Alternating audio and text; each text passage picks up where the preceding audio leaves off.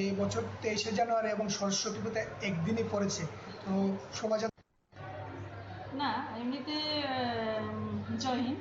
কোনো সমস্যা বলতে ওই রকম কোনো সমস্যা হচ্ছে না। আর প্রবলেম তো হবে ওই দিন, মেইন প্রবলেমটা হবে কারণ যেদিন 23শে জানুয়ারিও পড়েছে, আবার সরস্বতী পূজা সেম টাইমে, আবার ওই দিনই হচ্ছে 23শে জানুয়ারিও সেম। কিন্তু যেহেতু নেতাজি সুভাষ বিদ্যানিকেতন, সুতরাং আমরা 23শে জানুয়ারির প্রাধান্যটা বেশি। কিন্তু যেহেতু বিদ্যানিকেতন, এখানে সরস্বতী পূজার প্রাধান্য আছে, তো আমরা ঠিক করেছি মানে দুটোই করব, একদম সঠিকভাবে দুটোই হবে। পুজোর বিধি নীতি দেখে, সমস্ত কিছু দেখে, বিধি নিয়ম মেনেই আমরা ওইটা পুজোটা করছি। তবে অন্যবার 8টা থেকে শুরু হয়, এবার আমরা 9টা থেকে স্টার্ট করব। আর নর্মালি অন্যান্যবার অঞ্জলি হয়ে যায় প্রায় 10টা সাড়ে 10টার ভেতরে, এবার আমরা অঞ্জলি 2টো পর্যন্ত রেখেছি।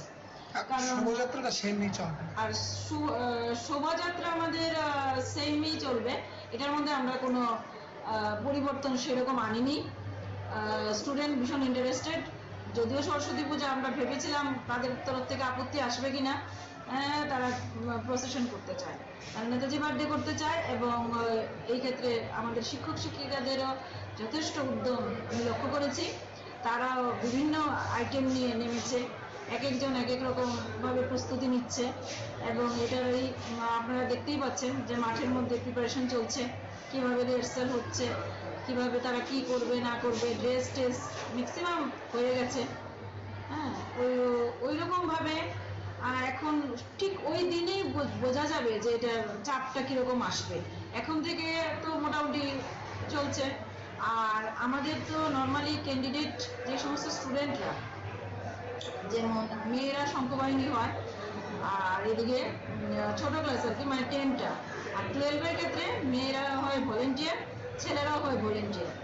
আর 10-এর ছেলেদের ক্ষেত্রে এবার আমরা বলেছি যে তোমরা কিছু সরস্বতী পূজাতে এসে পড়ো, তো ওরাও কিছু কিছু এসেছে। সরস্বতী পূজা 12-এর তারা, ওরাও কেউ কেউ এসেছে।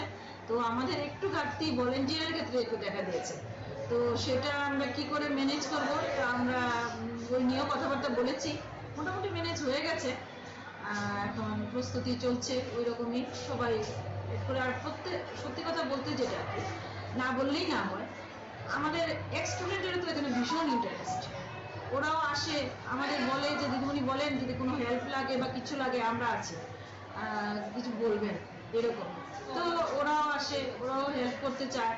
তো যাই হোক, সব কিছু মিলিয়ে সবাইকে নিয়ে চলা, তো সবাইকে নিয়ে চলতে গিয়ে আশা করি হয়ে যাবে।